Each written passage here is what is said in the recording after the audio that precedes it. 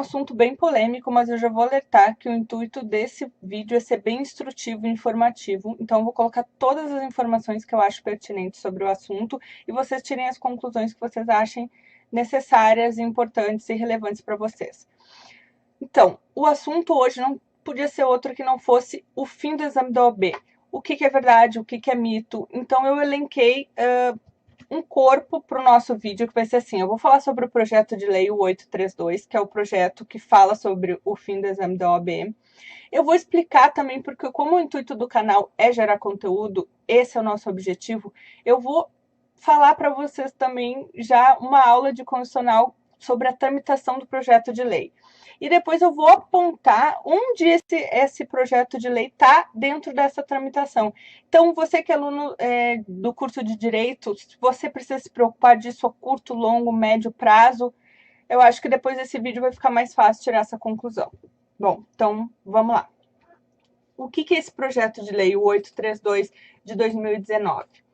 Ele é da autoria do deputado José Medeiros, do POD de Mato Grosso, mas, na verdade, ele é um projeto originário do agora presidente, então deputado federal, Jair Bolsonaro, sobre a PL 2426. Então, esse é o projeto originário, que agora ele veio sobre essa mote de projeto de lei 832. O que ele faz? Ele revoga o inciso 4º e o parágrafo 1º do artigo 8º da Lei 8.906 de 94, que é o Estatuto da Advocacia, que eles estabelecem que a aprovação no exame da ordem, ela é condição para inscrição do advogado na Ordem dos Advogados do Brasil. Ou seja, revogando isso, não vai ser mais necessário passar no exame da ordem para, então, estar inscrito no quadro de advogados. Bom, aqui eu coloquei alguns dos fundamentos que eles alegam nessa PL. Primeiro, eles alegam que a competência legislativa privativa da União é competência legislativa privativa da União legislar sobre condição para exercício de profissões, tá? Que isso está no artigo 22, inciso 16 da Constituição. Ou seja, só um estabelecimento de ensino superior devidamente reconhecido pelo Ministério da Educação pode qualificar os alunos, não a OAB. Ou seja, não seria competência desse órgão atestar uma proficiência ou não dos advogados para então exercerem a advocacia, né? Eles também reforçam esse fundamento com o artigo 205 da Constituição, tá? Coloquei aqui a letra do artigo para vocês poderem ter uma noção. E depois eles apontam que notícias de fraude e a ausência de imparcialidade da OAB, porque a OAB teria interesses diretos e indiretos nesse exame, tiram a força que a OAB coloca no fato de provar o exame da OAB como um grau de proficiência e atestar se os alunos estão ou não aptos para, então, entrarem no mercado de trabalho. Então, eles dizem que a OAB não seria o órgão imparcial e legítimo para testar esse tipo de condição. Então, isso são os fundamentos da PL, tá? Agora, a gente vai falar um pouquinho sobre a tramitação. Como é que ocorre a tramitação de um projeto de lei, normalmente, tá? Um projeto ele é apresentado por esse rol de legitimados. Tá? No caso aqui, eu coloquei negrito, que foi um parlamentar.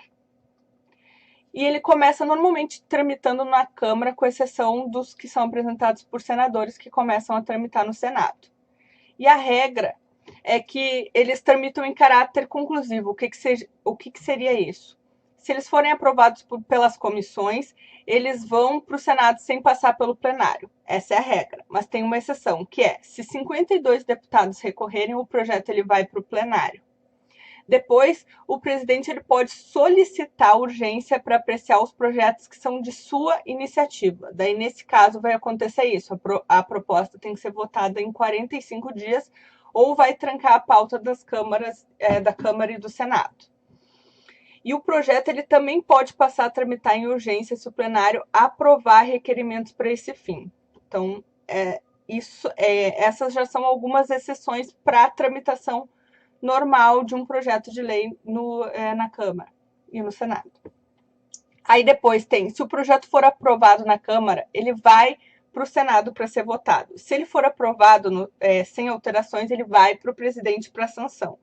Se o Senado alterar, ele volta para a Câmara de novo. Depois disso, o presidente tem 15 dias para sancionar ou vetar esse projeto aprovado pela Câmara ou Senado. E depois disso, os vetos ainda eles vão ser votados pelo Congresso. Aí o que acontece?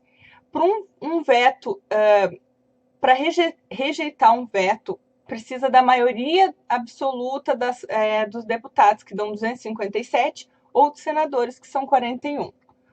Isso é uma tramitação em linhas gerais para vocês terem uma noção. Agora vem a grande pergunta. Onde se encontra a PL? Ela foi apresentada agora, dia 14 de fevereiro de 2019, pelo deputado, e ela está na Comissão de Constituição, Justiça e Cidadania. Ou seja, ela está aqui, ó. Ela ainda tem que ser aprovada pelas comissões para depois passar para o Senado. Então, está bem no início. Está no início, teoricamente. Óbvio que vai depender de interesse político para determinar como que vai ser a velocidade ou não dessa tramitação, mas esse vídeo ele tinha mais o intuito de mostrar para vocês um quadro geral, para vocês terem uma noção de como é que funciona, onde está. Então, espero que vocês gostem, curtam, compartilhem.